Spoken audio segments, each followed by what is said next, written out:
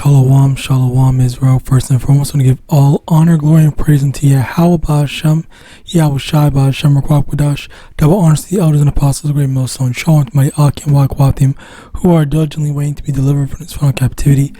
This brother Kawah coming at you with no lesson. As well as a speckled brother made it look like the other nation, but actually Asherallah.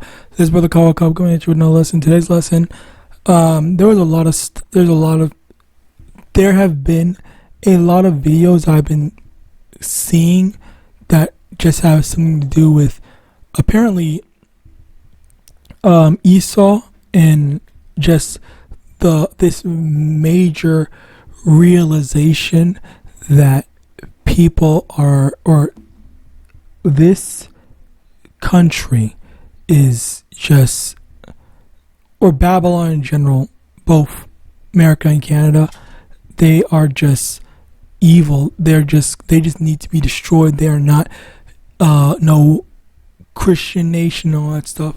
Well, yeah, that's an accurate statement, I guess, if you want to be literal. And the reason why I say literal, because the thing about Christian, or the term Christian, that was originally intended to be a derogatory term, to be, oh, this person follows Yahawashi, or Yahawashi, basically. It was a derogatory term for follower of the Mashiach. Alright. And as a result of that, because Esau basically, took that term and changed it to be something else, and that's where you got what we have right now, which is completely different from what is, again, what's it's supposed to be. Now, with that in mind, okay, as I was saying before, the thing here is just that this is baffling to me that so many people are talking about this, because it really does go to show where we are in these last days, because people are just starting to see and come to the realization that, like, Esau is the devil. And it's not just us Israelites, it's everyone. Even Esau's own people, they are pointing out, like, this is not okay, this is wrong, this is evil, this is bad, all this and all this stuff. Like, we're seeing this, and we're also seeing this from Esau. All right. So the main thing that goes through my mind is just like, wow, this is pretty strange. Like, I don't know what other term should we be using besides it's, I guess, strange that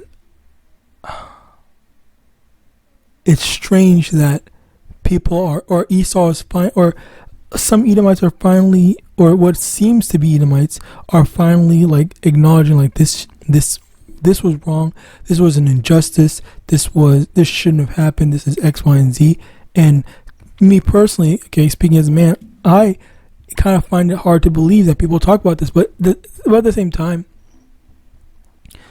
it's like, this is a trend. This is all prophesied from Yahweh to be revealing stuff like this. Now let me get this.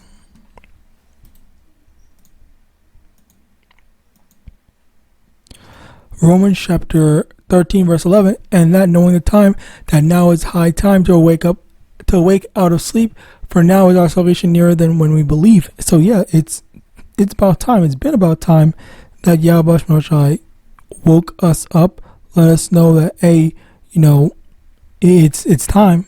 All right, like, you're going through all this stuff, but the time is gonna come when you don't have to deal with that anymore.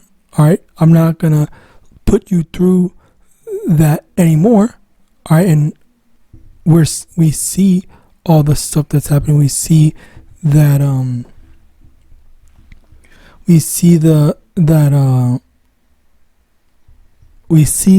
the end is near and all that stuff. All right.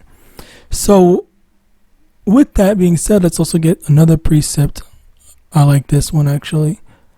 Luke chapter 8 verse 17, for nothing is secret that shall not be made manifest, neither anything hid that shall not be known and come abroad. And this is the truth where this is the truth here where what's going on here is that even a Christian pastor is starting to point out, like, look at what happened after so many years of these Edomite Christians ignoring it, acting like what they did was not that bad, acting like they're the good guys and all that stuff.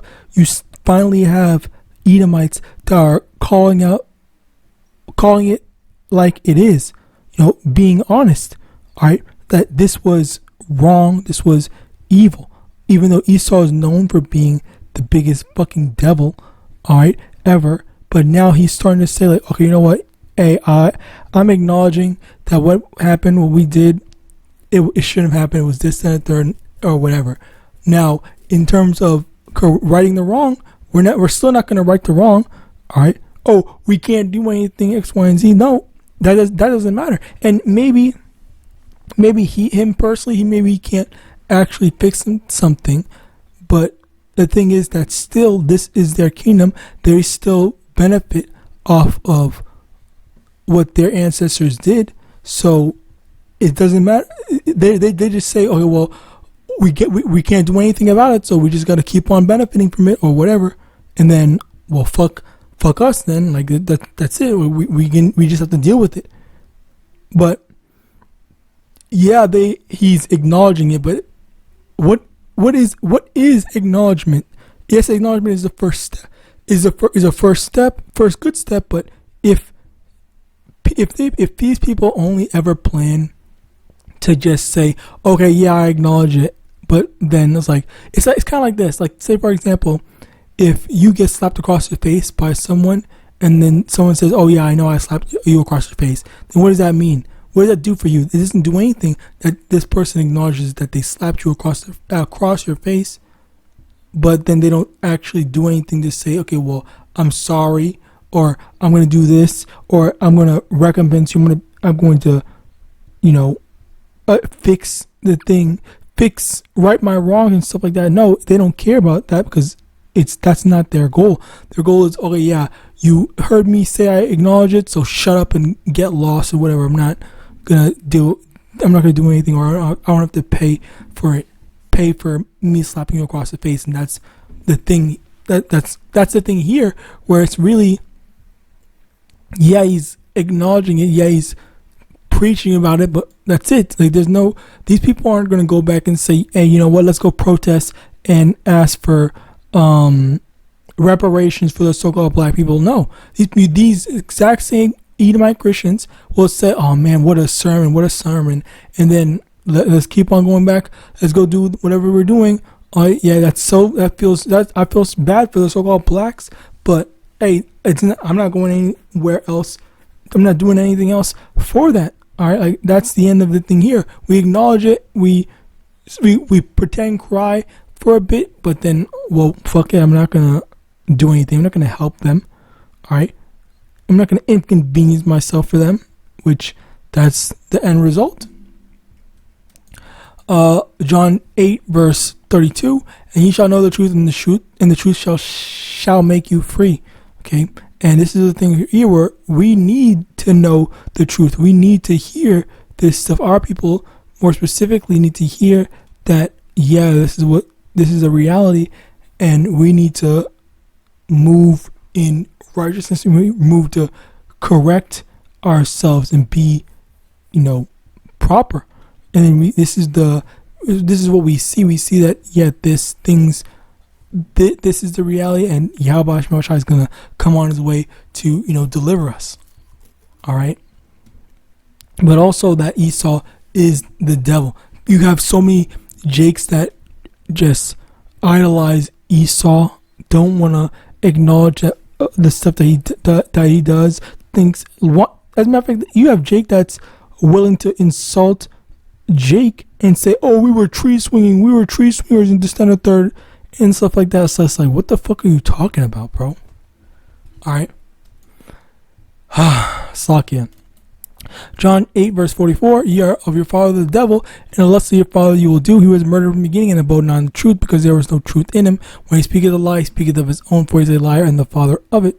And the thing here is that, this was a major lie that that was peddled on to us, and the lie being that these people are quote unquote Christians, or even now people that call themselves Christians, they aren't actually actual Christians, because they don't actually follow what YAHAWASHI said. What YAHAWASHI said, he said, "It's if you love me, keep my commandments." He told us how to live, and yet our people, and even those people, they're not following after that. They are not living righteous lives. They're being evil. They're being wicked. All right. So where is the love in that? Where is the righteousness? Where's the the good? There is none. All right. Now,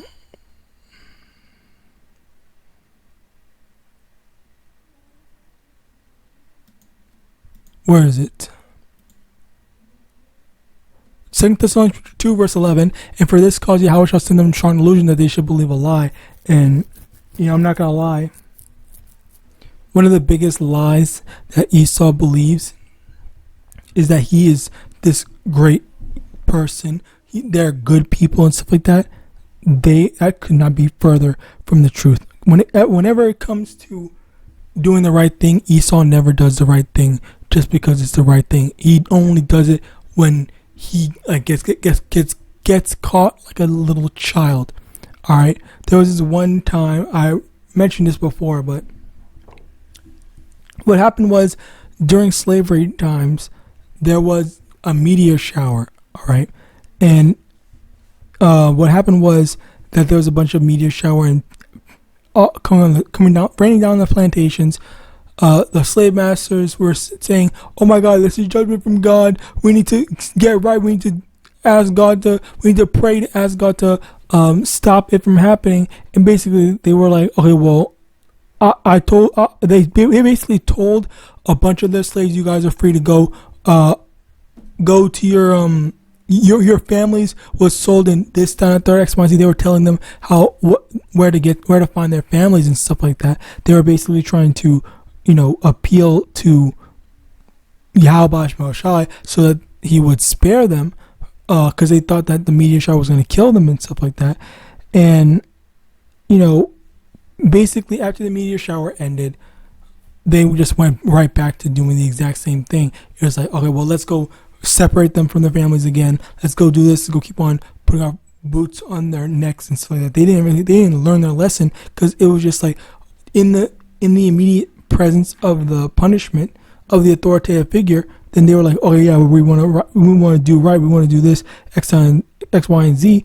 But then as soon as that authoritative figure disappears, then they're just going right back to the same stuff that they were doing. Like, it's just like as if it Slocky. It is really funny to me how that's just so childish. But yeah, that was basically the thing where they actually believe that they are good people. And you also have Jake and other heathens that actually believe that Esau is a good person when he's not. All right. Oh, a good person would do the right thing because it's the right thing, not fucking wait until there's some fucking judgment or authority. All right. So it's like people, when you're driving, you follow the speed limit when you see the police, but then when the police is gone, then you're speeding. You're going 100 in a freaking 20-mile whatever or something like that. All right. And that's the stuff that we are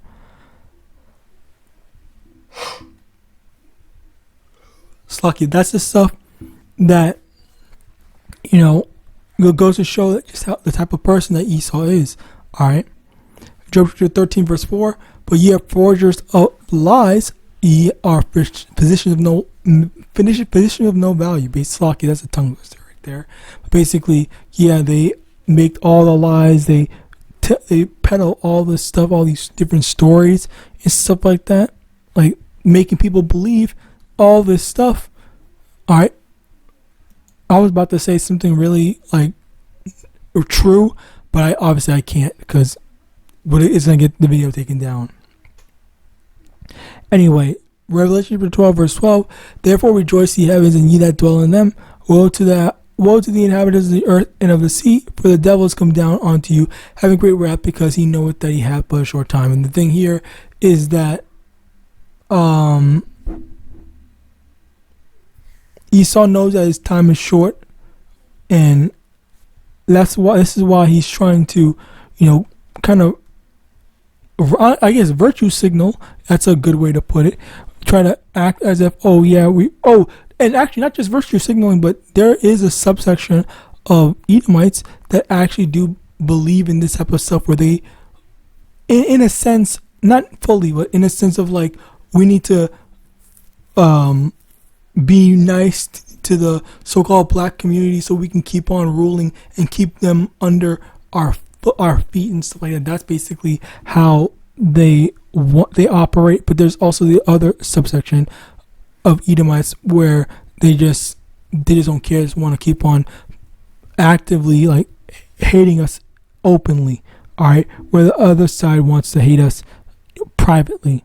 All right, and then you have the potential diaspora and stuff like that. But anyway, yeah, that's basically one of the big things. So with that, I pray this lesson was edifying. I want to give all honor, glory, and praise unto Yahawah, Ba'Hashem, Yahawashi, Ba'Hashem, Wakwak, Quadash, double honesty, elders and apostles, great millstone. About a ball and shalom.